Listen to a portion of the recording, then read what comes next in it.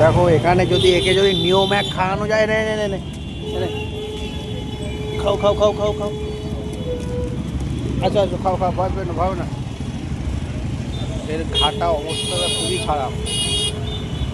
একে যদি নিয়ম এক খাওয়ানো যায় এ বোধহয় ঠিক হয়ে যেতে পারে। গলাটার অবস্থা খুবই খারাপ।